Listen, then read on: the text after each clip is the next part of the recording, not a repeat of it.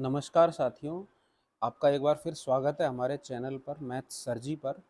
आज से हम कक्षा 9 और 10 की जो मैथ्स की बुक है उसके जो महत्वपूर्ण नोट्स हैं उनको हम रिवाइज़ करेंगे हमारे अलग-अलग लेसन के माध्यम से। तो शुरू करते हैं। तो हमारा पहला टॉपिक है ज्यामिति और हम आगे की कक्षाओं में इसी को जारी रखेंगे और इसके पूरा हो जाने पर और टॉपिक के बारे में बात करेंगे। तो बात करें अगर कक्षा 9 और 10 के स्तर की, तो सबसे पहले आती है रेखा। रेखा को हम दोनों दिशाओं में बढ़ा सकते हैं, जबकि किरण को एक दिशा में बढ़ा सकते हैं। और रेखाखंड जो होता है वो रेखा का एक टुकड़ा होता है। अब बात करते हैं समांतर रेखाओं की। अगर दो रेखाओं के बीच में जो गैप होता है वो सेम हो और वो एक दूसरे को काटती नहीं हो, तो वह रेखाएं समांतर रेखाएं कहलाती हैं। बात करें प्रतिच्छेदी रेखाओं की, तो प्रतिच्छेदी रेखाएं वे दो रेखाएं होती हैं जो एक दूसरे को काटती हों या आगे बढ़ाए जाने पर एक दूसरे को काटें। अब साथियों, जैसा कि हम जानते हैं, दो रेखाओं का एक दूसरे के मध्य झुकाव उसे हम कोण कहते हैं। तो हम देखते हैं कोणों के प्रकार कौन कौन से होते हैं। सबसे पहले है समकोण। 90 डिग्री के कोण को समकोण कहते हैं। और अगर कोई कोण 90 डिग्री से छोटा हो तो उसे न्यून कोण कहते हैं।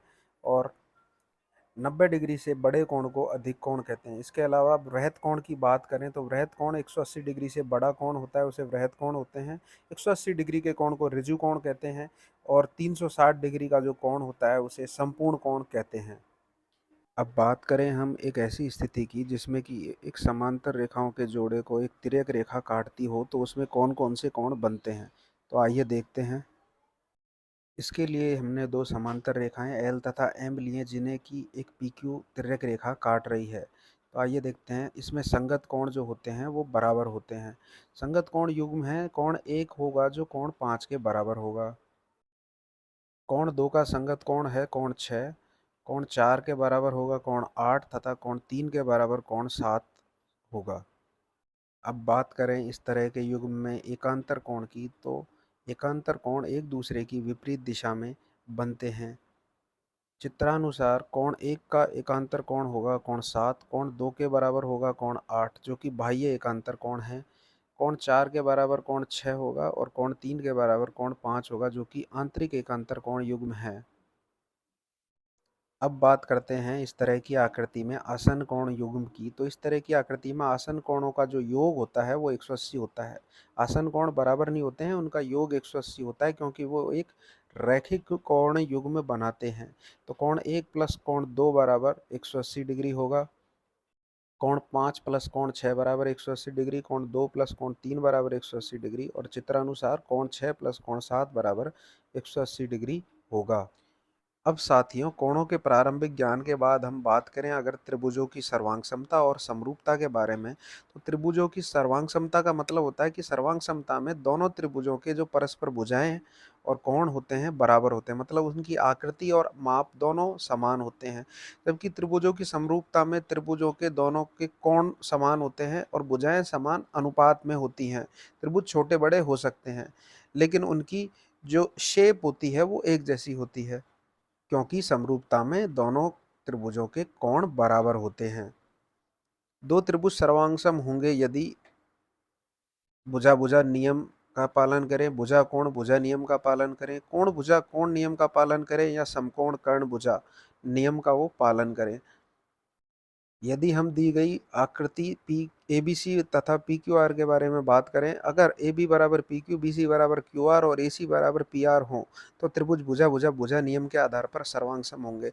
और यदि ए बी बराबर पी क्यू और ए सी बराबर पी आर हो तथा कोण ए बराबर कोण पी हो, तो त्रिभुज भुजा कोण भुजा नियम के आधार पर सर्वांगसम होंगे। और यदि ये त्रिभुज बी सी बराबर क्यू आर हो, कोण सी बराबर आर हो और कोण बी बराबर कोण क्यू हो, तो ये कोण भुजा कोण नियम के आधार पर सर्वांगसम होंगे। लेकिन साथियों, यदि हम इस तरह की प्रॉपर्टी में भुजा भुजा भुजा या कोण भुजा कोण ऐसी प्रॉपर्टी में दोनों त्रिभुजों की भुजाओं के दो भुजाओं को हम परस्पर समान सिद्ध कर देते हैं, तो उनके सामने वाले कोणों को हम दूसरा अवयव हमारे प्रॉपर्टी को सिद्ध करने के लिए नहीं मान सकते। अगर हमने इस दो त्रिभुजों की भुजाएं बराबर सिद्ध कर दी, तो उनके सामने वाले कोणों को हम नहीं ले सकते, और अगर हमने कोण ले लिया तो उनके सामने वाली भुजाओं को हम सिद्ध नहीं कर सकते। मतलब कि यदि हमने ए बी को पी क्यू के बराबर सिद्ध कर दिया है तो ए बी के सामने वाले कोण सी को पी क्यू के सामने वाले कोण आर के बराबर हम नहीं रख सकते हैं। समकोण कर्ण भुजा नियम को हम थोड़ी देर बाद में देखेंगे, उससे पहले देखते हैं त्रिभुजों की समरूपता। समरूपता में दोनों त्रिभुजों के कोण परस्पर बराबर होते हैं तथा उनकी भुजाएं बराबर होना आवश्यक नहीं है, लेकिन वे भुजाएं समान अनुपात में होनी चाहिए। मतलब कि त्रिभुज की समरूपता का मुख्य नियम है कोण कोण कोण नियम, जो कि सर्वांग समता में नहीं था। ध्यान रखिएगा, कोण कोण कोण नियम से हम किसी दो त्रिभुजों की सर्वांग समता को सिद्ध नहीं कर सकते हैं। समरूपता में कोण कोण कोण नियम के बाद एक हम यह देख सकते हैं कि अगर किसी त्रिभुज ए बी सी व पी क्यू आर की समरूपता में ए बी बटे पी क्यू बराबर बी सी बटे क्यू आर हो और तथा एक कोण बी बराबर कोण क्यू हो तो भी वे समरूप होंगे, या फिर ए बी बटे पी क्यू बराबर ए सी बटे पी आर हो और जो तीसरा कोण बचा है कोण ए कोण पी के बराबर हो तो वो दोनों त्रिभुज समरूप होंगे। मतलब कि हम दो त्रिभुजों में समरूपता सिद्ध इस आधार पर भी कर सकते हैं कि एक एक तो दोनों त्रिभुजों के कोण बराबर हों और जो बाकी दो भुजाएं हों वो समान अनुपात में हों। अब एक बार फिर दोबारा हम सर्वांग समता के चौथे नियम समकोण कर्ण भुजा की तरफ आते हैं। तो समकोण कर्ण भुजा का एक हम उदाहरण लेते हैं कि यदि एक त्रिभुज है पी क्यू आर तथा दूसरा त्रिभुज है एक्स वाई जेड। इसमें यदि पी क्यू बराबर एक्स वाई हो तो ये एक भुजा हो गई बराबर पी आर बराबर एक्स जेड, जो कि कर्ण बराबर हैं तथा इनका एक एक एक कोण जो कि समकोण है, कोण पी क्यू आर 90 डिग्री हो और कोण एक्स वाई जेड भी 90 डिग्री हो तो ये दोनों त्रिभुज सर्वांग समता इस आधार पर होंगे समकोण कर्ण भुजा के आधार पर। आइए साथियों, अब समरूप त्रिभुजों का एक उदाहरण देखते हैं। यदि दो त्रिभुज हैं ए बी सी तथा पी क्यू आर और इनमें देखिए ए बी और पी क्यू में जो अनुपात है वो 2/3 है। बी सी बराबर 4 सेंटीमीटर, क्यू आर बराबर 6 सेंटीमीटर है, तो बी सी बटे क्यू आर बराबर 4/6, मतलब कि यहाँ भी 2/3 ही आ रहा है। मतलब कि ए बी बटे पी क्यू और बी सी बटे क्यू आर दोनों भुजाएं समान अनुपात में हैं और जो बचा कोण है कोण बी कोण क्यू के बराबर दिया हुआ है क्योंकि वो 90 डिग्री दिया हुआ है। इस आधार पर हम कह सकते हैं कि दो भुजाएं तो समान अनुपात में तथा तीसरा जो कोण है वो बराबर है।